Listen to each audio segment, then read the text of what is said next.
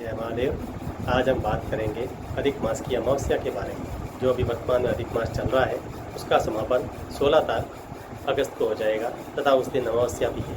अमावस्या के दिन यदि हम किसी प्रकार से दान, स्नान या जाप करते हैं तो उसकी बहुत बड़ी फल की प्राप्ति होती है। और इस बार की अमावस्या 16 अगस्त को आ रही है, जिस दिन बुधवार भी है तथा बुधवार के दिन अमावस्या का बहुत बड़ा महत्व है तथा उस दिन अधिक मास का भी समापन है। इसलिए उस दिन अगर आप सुबह के समय स्नान करते हैं तो उस स्नान में भी बड़ा महत्व है तथा स्नान के लिए अगर यदि आप पानी में गंगा जल मिलाकर स्नान करते हैं तो उससे बहुत बड़ी फल की प्राप्ति होगी। साथ में दान के लिए दान का भी बड़ा महत्व बताया गया है तथा अमावस्या के दिन यदि हम दान करते हैं तो उस दान की बहुत बड़ी फल की प्राप्ति होती है। और दान के लिए यदि हम उस दिन दीपदान करें तो उसका बड़ा ही महत्व है, क्योंकि दीपदान अमावस्या के दिन करने से उसकी फल की प्राप्ति बहुत बड़ी होती है। तथा उस दिन अगर हम महादेव के मंदिर में या विष्णु जी के मंदिर में या गणपति के मंदिर में जाकर दीपदान करते हैं तो उसका बड़ा महत्व बताया गया है तथा उसकी फल की प्राप्ति भी बहुत अधिक होती है। आप जिस तरह से दीपक जलाकर उजाला करेंगे उसी प्रकार से आपके जीवन में भी उजाला होगा।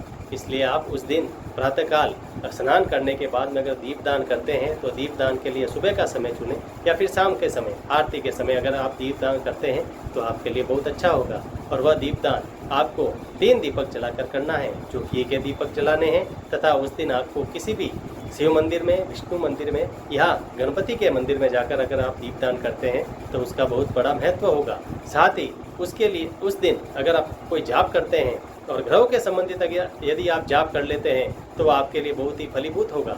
और उसके लिए आपको एक ही प्रयोग करना है। यदि आपको ये पता नहीं है कि आपका कौन सा ग्रह खराब है तथा आप नवग्रह की शांति के लिए अगर यदि जाप करना चाहते हैं तो उसके लिए एक छोटा सा मंत्र है जो मैं आपको बताता हूँ।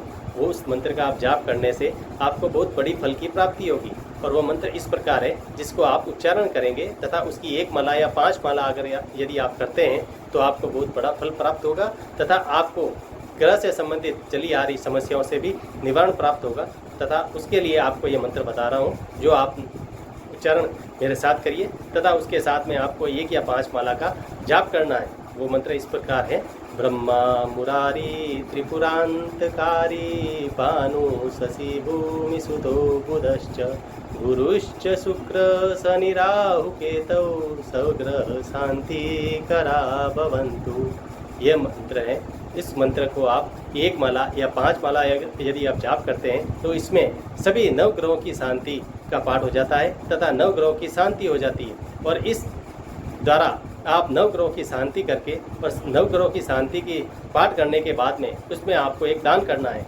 जो दान सामग्री, यदि आपको पता नहीं है कि प्रत्येक ग्रह के लिए अलग अलग दान सामग्री होती है, लेकिन आपको पता नहीं है कि कौन सी सामग्री किस ग्रह के लिए दान होती है, तो उस दिन आप सप्तदान ले लें। और सप्तदान के साथ में आपको गुड़ और घी ये साथ में आपको साथ में लेकर एक कपड़ा ले लें, जो आपको लाल कलर का कपड़ा लेना है। और उस सप्तदान को और घी को और मिठाई को उसके अंदर डालकर लाल कपड़े में बांधकर अपने ऊपर से 21 बार उल्टी दिशा में घुमाकर किसी भी मंदिर में रख कर आ जाइए तथा उस दिन भगवान से प्रार्थना करिए कि मेरे नवग्रह के संबंधित किसी प्रकार की कोई समस्या आ रही है उसका समाधान हो जाए। तो अमावस्या के दिन अगर आप ये प्रयोग करते हैं तो आपके लिए बहुत अच्छा होगा तथा उस प्रयोग करने के बाद में आपको उसकी बहुत अच्छी फल की प्राप्ति भी होगी, क्योंकि अमावस्या के दिन जो भी आप दान या जप या स्नान करते हैं उसका बड़ा महत्व बताया गया है।